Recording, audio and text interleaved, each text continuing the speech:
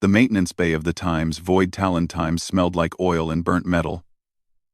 Minho wiped his hands on a dirty rag and looked at the engine part he had just fixed. It was his third repair job today, and the ship's crew had not thanked him once. Not that he expected them to. "Hey, human," a rough voice called out. Minho turned to see Vorac, the ship's first mate, walking toward him. Vorac was a Krylothian, standing almost 8 feet tall with blue-gray skin and 4 arms. He was grinning, which was never a good sign. "Yes, sir?" Minho said quietly. "The waste recycler is broken again. Go fix it," Vorac said, then added with a laugh. "That's all you humans are good for anyway. Cleaning up garbage." The other crew members nearby laughed. Minho nodded and picked up his toolbox. He had heard worse. Every day on this ship, someone reminded him that humans were weak, soft, and useless. He did not argue. He just did his work. The Times Void Talon Times was a mercenary ship. It traveled across the galaxy taking dangerous jobs for good money. Captain Vex ran a tight crew of 12 aliens. All experienced fighters. They had fought pirates, smugglers, and even military forces. They were proud warriors who valued strength above everything else. And then there was Minho, the quiet human who fixed things and stayed out of the way. He walked through the narrow corridors toward the waste recycler. The ship was old, but well maintained. Minho made sure of that. He had been working here for 3 months now, and in that time, he had never complained, never talked back, and never caused trouble. "Minho, wait!" A voice called behind him. He turned to see Yuna, the ship's medical officer. She was human too, one of only 2 on the entire crew. Yuna had short black hair and kind eyes. She always tried to be friendly with him. "Hi, Yuna," he said politely. "Are you okay?" "I heard what Vorac said," she asked, looking concerned. "I'm fine, just going to fix the recycler. You don't have to take their insults, you know. You could report them to Captain Vex." Minho shook his head. "It doesn't matter. I'm here to work, not make friends." Yuna frowned but did not push further. "Well, if you ever want to talk, my door is always open." "Thank you," Minho said, and continued walking. The truth was, he preferred being ignored and insulted. It meant no one asked questions about his past. No one looked too closely at him. He could just blend into the background and do his job. That was exactly what he wanted.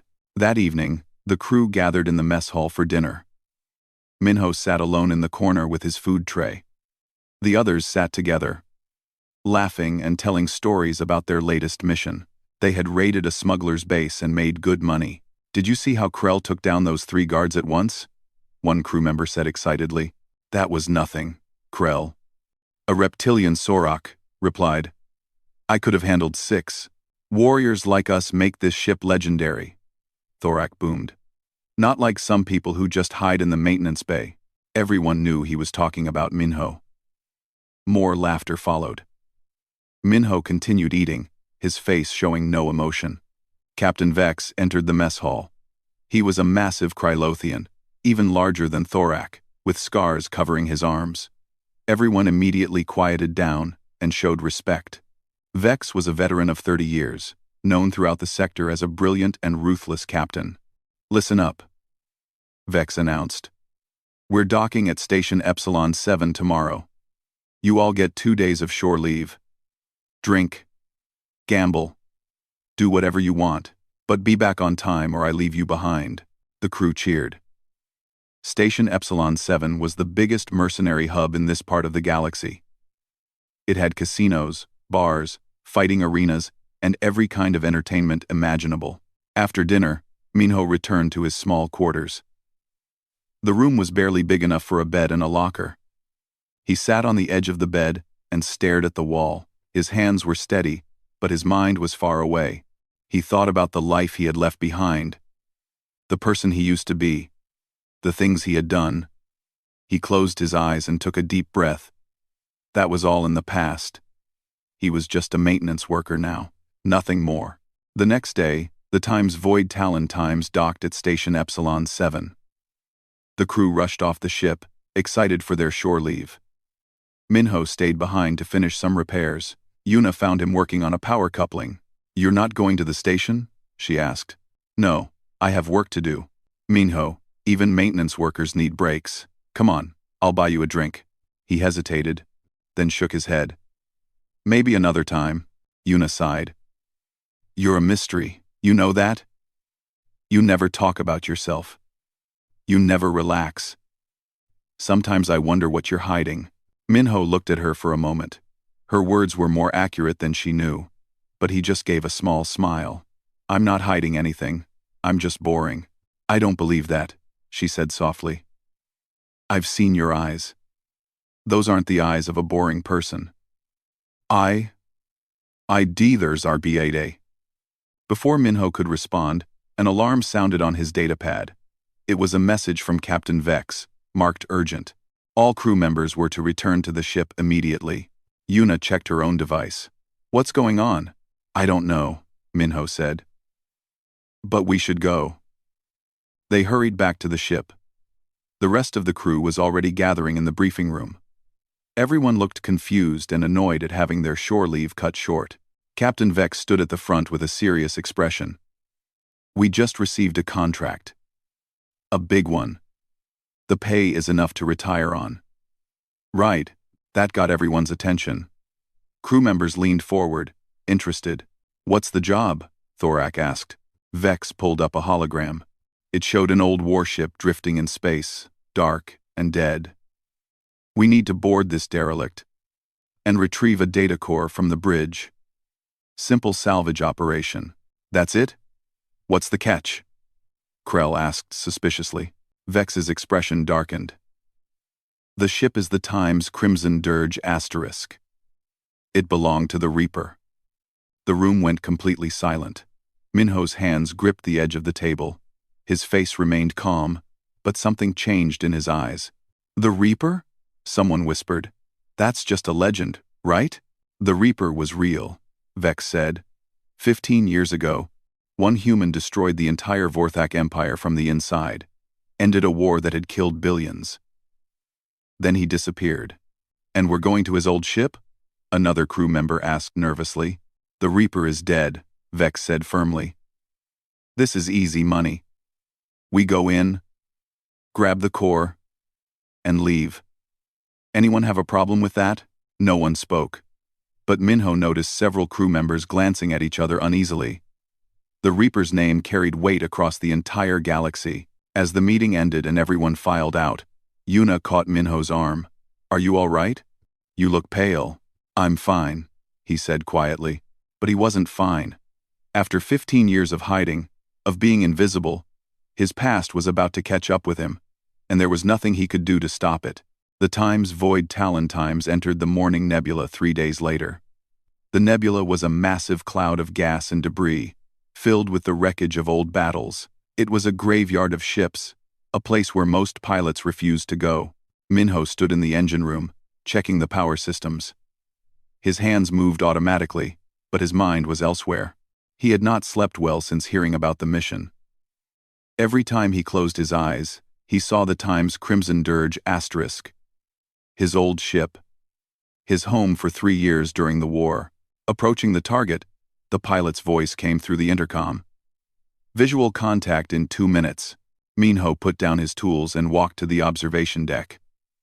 Several crew members were already there, staring out the window. Through the red mist of the nebula, a dark shape appeared. The Times Crimson Dirge Times floated silently in space.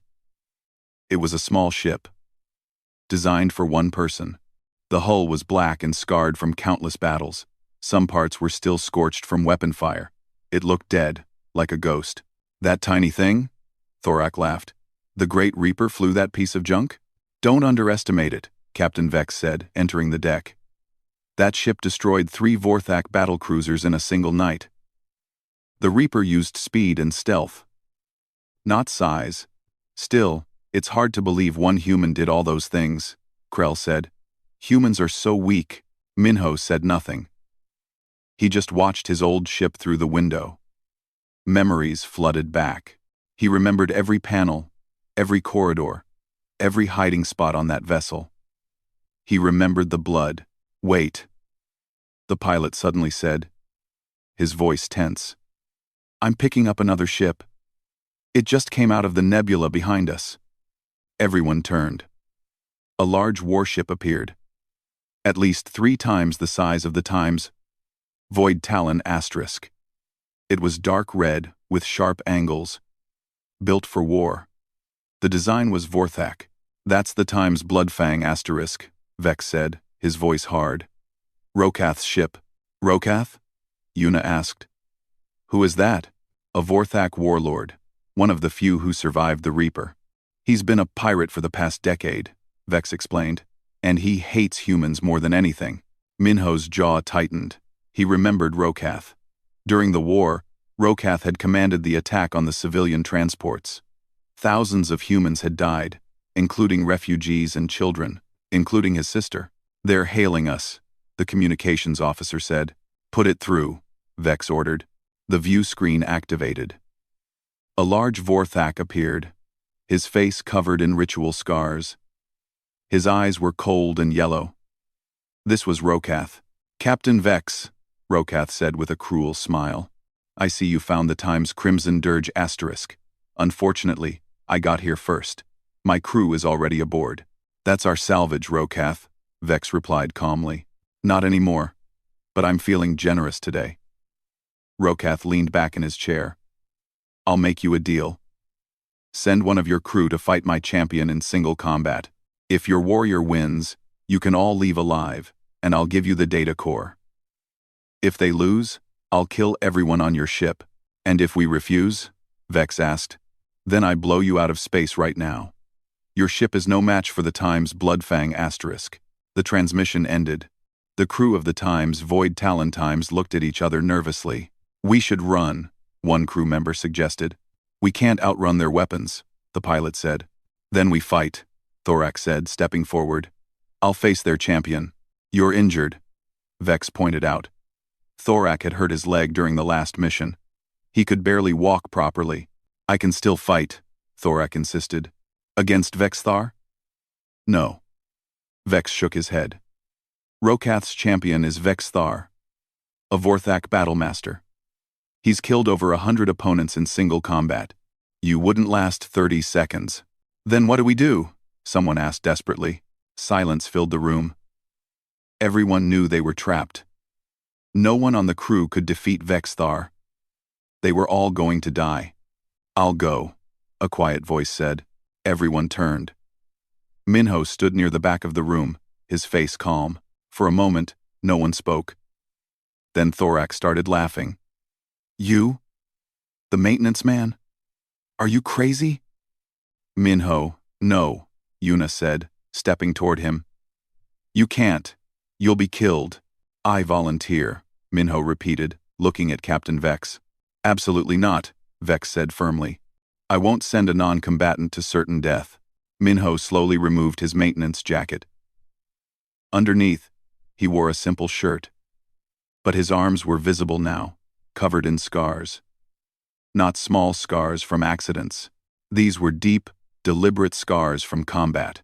From war, the crew stared. They had never seen Minho without his jacket before. I'll go, Minho said again. His voice different now. Stronger. Colder. I know that ship. I know Rokath. And I know Vexthar. How?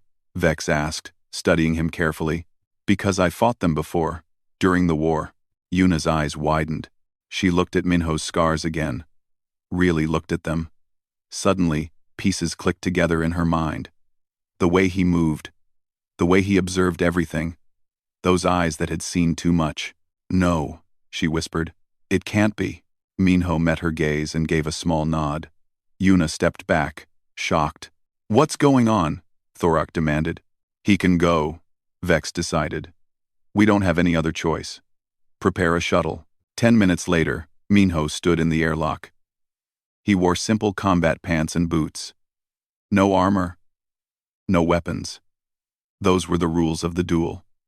Yuna stood with him, checking him one last time. Why didn't you tell anyone? She asked quietly. Because that person is supposed to be dead, Minho replied. I wanted him to stay dead. And now? Now I don't have a choice. The airlock opened.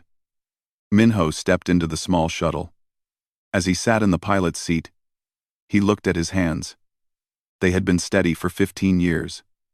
Now they trembled slightly. Not from fear, from anticipation. The shuttle flew across space toward the Times Crimson Dirge asterisk. Minho guided it into the old docking bay, a path he had taken 1,000 times before. The bay doors closed behind him. He was home. He walked through the corridors of his old ship. Everything was, as he left it, dark, cold, silent. He reached the cargo bay, where the duel would take place. Rokath stood there with 30 Vorthak warriors. They all wore heavy armor and carried weapons. In the center stood Vexthar, a massive Vorthak who stood 9 feet tall, muscles like steel cables. When Rokath saw Minho enter, his yellow eyes narrowed. Then they went wide with recognition. His face turned pale. "No," Rokath whispered. "You died." We saw it explode. Minho walked forward, his footsteps echoing in the empty bay. He stopped 10 feet from Vexthar. When he spoke, his voice was quiet but carried across the entire room. "You saw what I wanted you to see," Minho said. Rokath took a step back. "It can't be. The Reaper is dead." "No," Minho said, looking directly at the warlord. "He was just resting." Vexthar roared and charged forward, ready to crush the small human. But Minho's eyes had changed. They were no longer the eyes of a maintenance worker.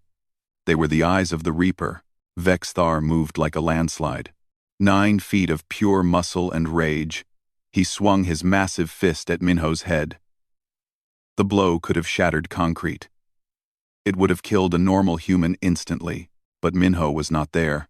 He slipped to the side, his movements smooth and effortless. Vexthar's fist hit empty air. Before the Vorthak champion could recover, Minho struck. His hand hit Vexthar's throat, right at a weak point in the alien's armor-like skin. Vexthar stumbled back, gasping. His eyes showed surprise. No one had ever moved that fast against him. The Vorthak warriors watching began to mutter. Rokath stood frozen, his face pale. He knew that fighting style. He had seen it before. 15 years ago. When his empire fell, Vexthar roared again and attacked with both fists. Minho ducked, spun, and kicked the champion's knee. There was a crack.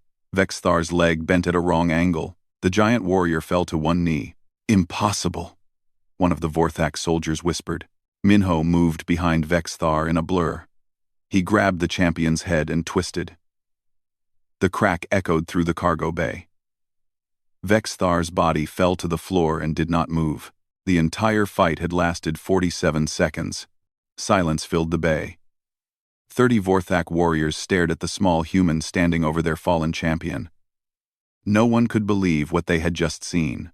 Minho looked at his hands. They were steady again. He looked up at Rokath.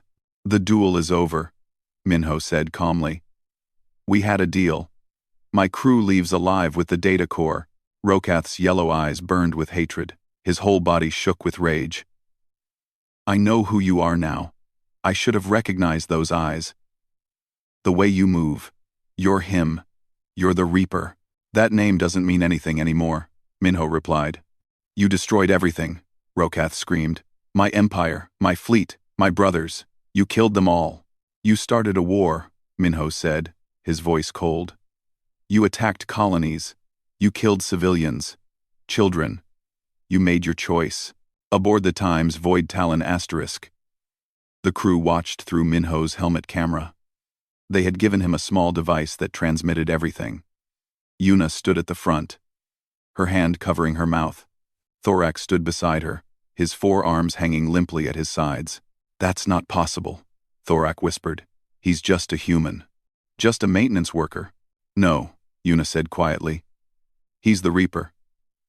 Captain Vex stood at the back of the room, his eyes fixed on the screen. He had fought in the Vorthak War. He had seen what the Reaper could do.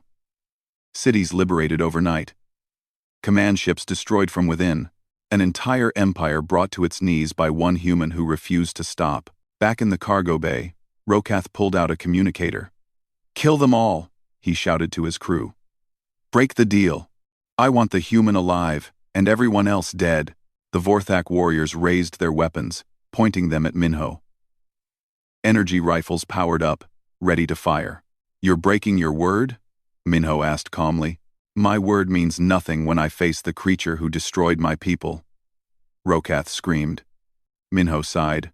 "I was hoping to avoid this." The first warrior fired. Minho moved. He grabbed a metal pipe from the floor and threw it. The pipe flew through the air and hit the warrior's weapon, breaking it. Before the warrior could react, Minho was there, taking the broken rifle from his hands. What happened next was not a fight. It was a dance of death. Minho moved through the Vorthak warriors like water flowing through rocks. Every movement served a purpose. Every strike was perfect. He used their weapons against them, turned their numbers into a disadvantage. In the tight space of the cargo bay, the warriors could not use their superior strength, but Minho could use his speed. He shot 3 warriors, rolled under a blade, kicked another's leg, and used that warrior as a shield against incoming fire. He never stopped moving, never hesitated, never showed mercy. The crew of the Times Void Talon Times watched in complete silence.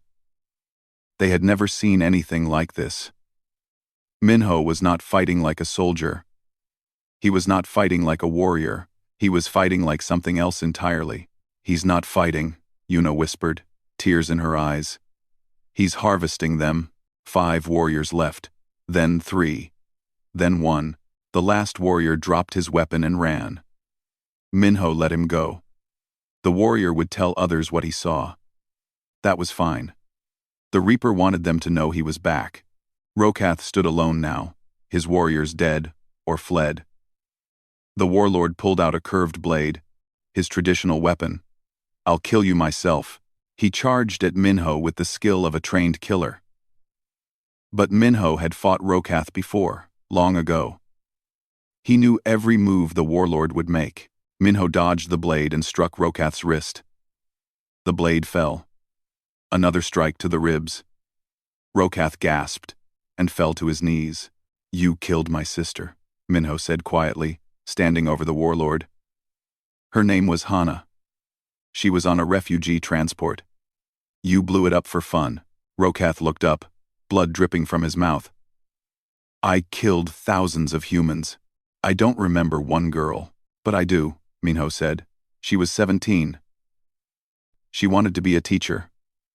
She asked me to make you stop. And you did, didn't you?" Rokath laughed bitterly. "You became a monster. To fight monsters." "Yes," Minho agreed. "I became exactly what was needed." He picked up Rokath's blade. "The Reaper doesn't forgive. The Reaper doesn't forget. And the Reaper always finishes what he starts." The blade fell. Rokath, the last of the great Vorthak warlords, died on the floor of the Times Crimson Dirge. Asterisk. Minho stood in the silent cargo bay, surrounded by bodies. His hands were covered in blood. But they did not shake. He had done this before. Many times. It felt familiar. Almost comfortable. He hated that. He walked to the bridge of his old ship. Everything was still there, covered in dust. The pilot's chair, where he had sat for 3 years. The displays that had shown him his targets, the small picture frame on the console, now faded. He picked up the frame. Inside was a photo of him and Hana, taken before the war. They were both smiling. That person in the photo seemed like a stranger now. Minho found the data core in the main computer. He took it and walked back through the ship one last time. At the airlock, he stopped and looked back. "Goodbye," he said to the empty corridors. When his shuttle docked with the Times Void Talon asterisk, the entire crew was waiting in the bay. They stood in silence as Minho stepped out. His clothes were covered in blood. His face was expressionless. The crew parted before him like water. No one spoke. No one made jokes. They just stared at the quiet human who had destroyed 30 warriors alone. Minho walked past them all and held out the data core to Captain Vex. Mission complete. Sir. Vex took it carefully, as if afraid to touch Minho. Thank you. Minho nodded and walked toward his quarters. Behind him, he heard Vorac whisper to another crew member. That's the Reaper. The real Reaper. Yuna followed him to his room. When the door closed behind them, she finally spoke. Are you okay? Minho sat on his bed and looked at his hands. The blood was drying now. No, he said honestly. I'm not. The times Void Talon times traveled through space in complete silence. The crew walked quietly through the corridors, speaking in whispers. Everything had changed since they left the Times Crimson Dirge asterisk. Minho sat alone in his quarters, staring at the wall. He had cleaned the blood from his hands and changed his clothes. But he could still feel it. The weight of what he had done. The weight of who he was. There was a knock at his door. Come in, he said. Yuna entered, carrying 2 cups of hot tea. She sat down beside him and offered one. He took it gratefully. The crew is scared, she said quietly. I know. They don't know what to say to you. Half of them think you're a hero. The other half think you're a monster. Minho sipped his tea. What do you think? Yuna was quiet for a long moment. I think you're a person who did terrible things for good reasons. I think you're tired. And I think you just want to be normal. I was normal once, Minho said. Before the war. I fixed engines on cargo ships. I had a simple life. Then the Vorthak came and took everything. Tell me about Hana, Yuna said gently. Minho's hands tightened around the cup. She was my younger sister. Smart. Kind. Always laughing. When the war started, our parents sent us to a refugee station. They thought we'd be safe there. He paused, the memories painful even after 15 years. The Vorthak attacked the station. They didn't care about prisoners or hostages. They just wanted to kill humans. I was working in the engineering section when the alarms went off. I ran to find Hana, but the transport she was on was already leaving. His voice became quieter. I watched through a window as Rokath's ship destroyed it. Just blew it apart for no reason. I saw the explosion. I knew she was gone. I'm sorry, Yuna said, touching his shoulder. I couldn't save her, Minho continued. But I could make sure no one else's sister died the same way. So I joined the military. They trained me. Saw I had a talent for this. For killing efficiently, they made me into a weapon. The Reaper. Yes. They gave me a ship, sent me behind enemy lines, and told me to do whatever it took to win. So I did. I destroyed supply depots. I assassinated commanders. I sabotaged their fleets, one person, causing chaos across an entire empire. And you won the war, Yuna said. I helped end it. Minho corrected. But the cost was high. I became something I hated. When the war ended, was it dissented? Was a 7-manner? Was it the 7-manner floast? I helped end it. When the war ended, I helped end it, Minho. Was it the 7? I couldn't go back to who I was before. So I disappeared. I changed my name, my records, everything. I became a maintenance worker because I wanted to fix things instead of breaking them. Until today. Until today, he agreed. There was a knock at the door. Captain Vex entered without waiting for permission. His large frame filled the doorway. We need to talk, Vex said, looking at Minho. Yes, sir. Drop the sir. You outrank me in every way that matters. Vex sat down heavily. I fought in the Vorthak War.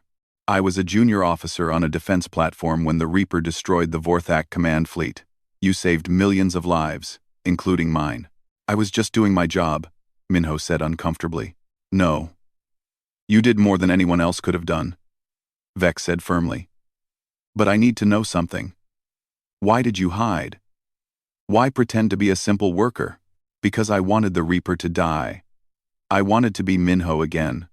Just a normal person. Vex nodded slowly. I understand. But now everyone knows. The crew, they're talking. Word will spread. I know. The galactic intelligence agencies will hear about this. The military will want you back. Pirates and mercenaries will either want to hire you or kill you for the reputation. Minho's jaw tightened. I won't go back. I'm done with that life. Are you? Vex asked. Because I saw the footage, you moved like you never stopped. That's not something you can just turn off. Before Minho could answer, an alarm sounded throughout the ship. The intercom crackled to life. Captain, to the bridge. We have a situation. All three of them rushed to the bridge. The crew was already there, looking at the main display. It showed a news broadcast from Station Epsilon 7. Breaking news, the reporter said. A Vorac remnant cell has seized control of civilian Station Talon 9. They are holding over 300 hostages, including many children. They are demanding the release of all Vorac prisoners, and threatening to execute hostages if their demands are not met. The display showed images of the station. Scared families huddled together. Armed Vorac soldiers patrolling the corridors. Children crying. The Galactic Union is sending negotiators, but military forces are 3 days away. The reporter continued. Minho stared at the screen. His hands gripped the edge of the console. He saw the children's faces and remembered Hana. That's terrible, one crew member said. But there's nothing we can do. We're just a small mercenary ship. We should stay out of it, another agreed. Not our problem. Minho turned and walked off the bridge without saying a word.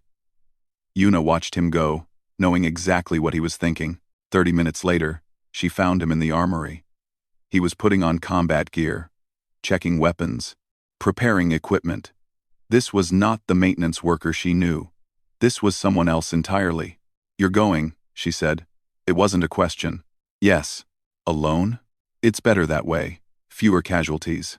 Minho, there could be 50 Vorac soldiers on that station. Even you can't.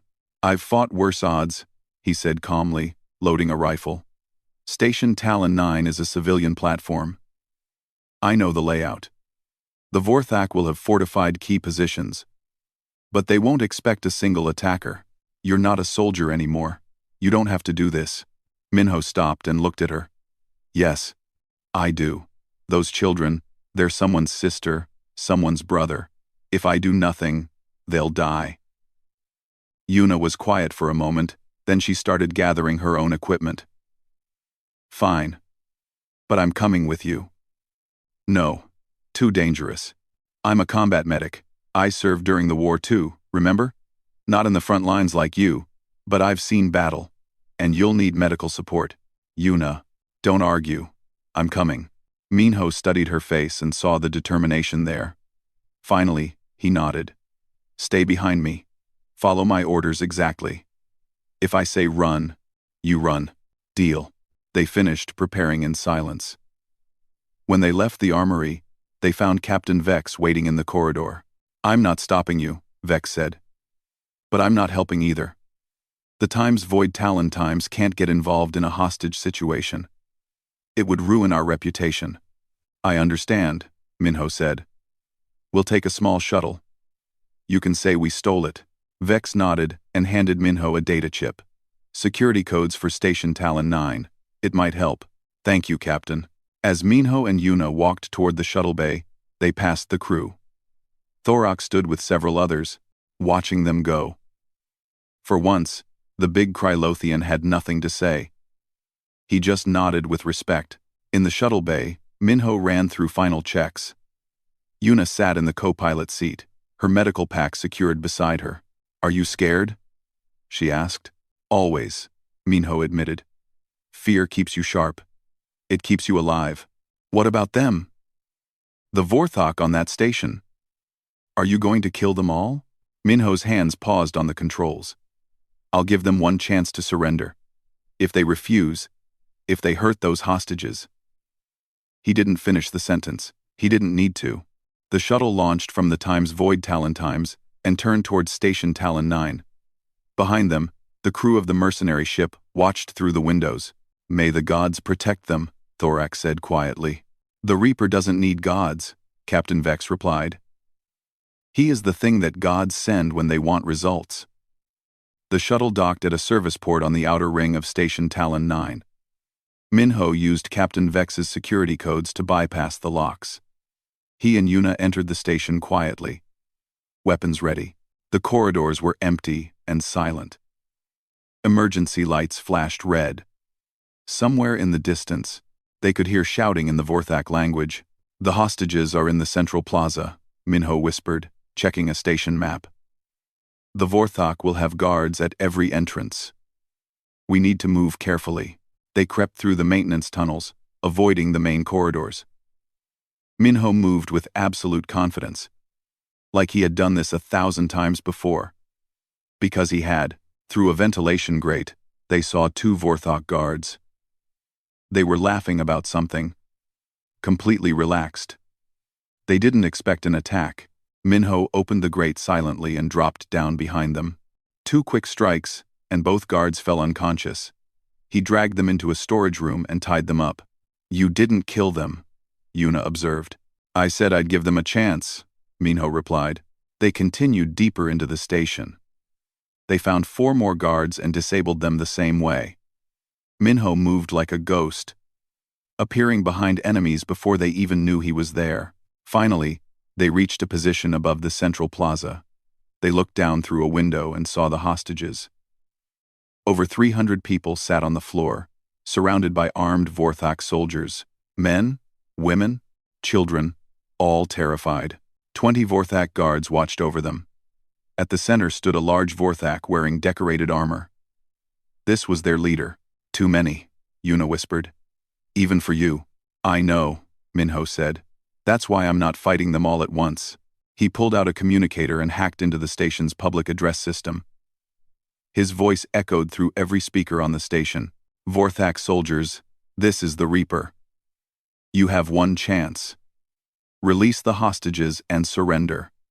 If you do this, you will be treated fairly and sent to prison. If you refuse, I will come for you. All of you." In the plaza, the Vorac leader laughed. "The Reaper is dead. This is a trick. Reaper, I just killed Rokath and 30 of his best warriors," Minho's voice continued. "I destroyed the Vorac Empire 15 years ago. I am offering you mercy because these hostages deserve peace. But if you harm even one of them, I will show you why entire armies feared my name." The laughter stopped. The Vorac soldiers looked at each other nervously. They had all heard the stories. Every Vorac child grew up with nightmares about the Reaper. "Prove you're the Reaper," the leader shouted. Minho was silent for a moment. Then he said 3 words in perfect Vorac. Words that only someone who had lived among them would know. The words were an old Vorac, saying about death and honor. Every Vorac in the plaza went pale. Only someone who had spent years fighting them would know that saying. "You have 10 minutes to decide," Minho said. "Release the hostages or face me. Choose wisely." He cut the transmission. Yuna looked at him. "What if they refuse?" "Then I do what I always do," Minho said quietly. "I become the monster they fear." 9 minutes passed. The Vorac leader was arguing with his soldiers. Some wanted to surrender. Others wanted to fight. They couldn't agree. Then one soldier, younger than the others, shouted, "He's bluffing. One human can't defeat all of us." The soldier raised his weapon and pointed it at a child in the crowd of hostages. "If the Reaper is real, let him stop this." Minho didn't hesitate. He shot through the window, the glass shattering. His bullet hit the soldier's weapon, breaking it before he could fire.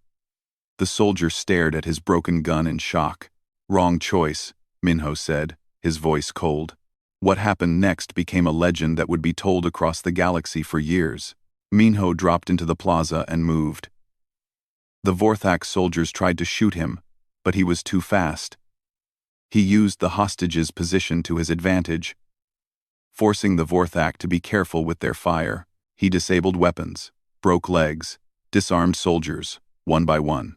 Yuna provided cover from above, shooting at any Vorac who tried to flank Minho.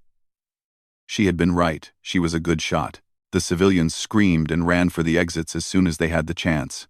Minho made sure to keep the Vorthok's attention on him, giving the hostages time to escape. 5 soldiers left, then 3, then just the leader. The Vorthak leader fought with skill and determination. He was a trained warrior, strong and fast. But Minho had fought thousands of warriors. He knew every move, every trick, every weakness. In 30 seconds, the leader was on his knees, disarmed and beaten. "Kill me," the leader gasped. "I would rather die than surrender to a human." Minho looked down at him. For a moment, he felt the familiar urge to finish it, to end the threat permanently. That was what the Reaper would do. But he wasn't the Reaper anymore. He didn't want to be. "No," Minho said, lowering his weapon. "I'm tired of killing. You'll go to prison. You'll live with what you've done." Station security forces arrived minutes later. They found all 20 Vorthak soldiers alive but defeated. The hostages were safe. Not a single civilian had been harmed. When they asked who had saved everyone, the hostages all pointed to the quiet man in combat gear, who was already walking away with a woman carrying a medical pack. Minho and Yuna returned to their shuttle. As they left the station, Yuna looked at him. "You could have killed them all. The old Reaper would have." "The old Reaper did what was necessary," Minho replied. "Today, it was necessary to show mercy. To prove that humans don't have to be monsters, even when we're fighting them. Do you think it's over? Do you think you can go back to hiding?" Minho smiled sadly. "No. Everyone knows now. The Reaper is back. But maybe I can be a different kind of Reaper. One who saves, instead of destroys." They docked with the Times Void Talon Times an hour later. The entire crew was waiting for them. This time, there was no fear in their eyes. There was respect. Captain Vex stepped forward. "The galaxy is buzzing with news. You saved 300 lives today. You're a hero." "I'm just trying to do better," Minho said. "I want to offer you a position on this crew," Vex said formally. "Not as maintenance, as whatever you want to be. We would be honored to have you." Minho looked at the crew. At Vorac, who nodded with genuine respect. At the others who had mocked him, who now looked at him with admiration. "I appreciate it, Captain. But I think I'll stay in maintenance." Everyone looked confused. "Why?" Vorac asked. "Because I like fixing things," Minho said simply. "For 15 years, I broke things, destroyed things, ended things. Now I want to fix things, build things, help things grow." Vex smiled. "Then you'll be the most overqualified maintenance worker in the galaxy. That's fine with me." That evening, Minho sat in the mess hall with Yuna. For the first time since he joined the crew, others came to sit with them. Vorac brought his food tray over. "I owe you an apology," the big Krylothian said. "I treated you badly. I judged you without knowing who you were." "You judged me exactly as I appeared," Minho replied. "That's fair. And I forgive you." Over the next few days, life on the Times, Void Talon Times, found a new normal. Minho still worked in maintenance. He still fixed engines and repaired systems. But now, when the ship took dangerous jobs, he was there to help. Not as the Reaper, but as Minho, a crew member who happened to be very good at fighting. Word spread across the galaxy. The Reaper was alive, but he wasn't hunting anymore. He was protecting, helping, saving. Pirates avoided ships he was on. Criminals surrendered rather than face him. And civilians who heard his name felt safe instead of afraid. 1 month later, Minho stood in the engine room, covered in grease, fixing a coolant leak. Yuna found him there. "You look happy," she observed. "I am," he said honestly. "For the first time in 15 years, I'm doing exactly what I want to do, even though everyone knows who you are?" "Especially because they know," Minho said. "I spent 15 years hiding from who I was. Now, I don't have to hide. I can be both. The maintenance worker who fixes things, and the warrior who protects people. I can be Minho." Yuna smiled. "The galaxy is lucky to have you." "The galaxy has millions of heroes," Minho replied. "I'm just one person trying to do some good." Outside the window, Stars stretched endlessly through space. Somewhere out there, threats would emerge, dangers would arise, people would need help, and when they did, they would know that the Reaper was still watching, still protecting. No longer a weapon of destruction, but a guardian of peace. Minho, the maintenance worker. Minho, the warrior. Minho the Reaper. Just Minho, doing what humans do best, adapting, surviving, and never giving up on hope.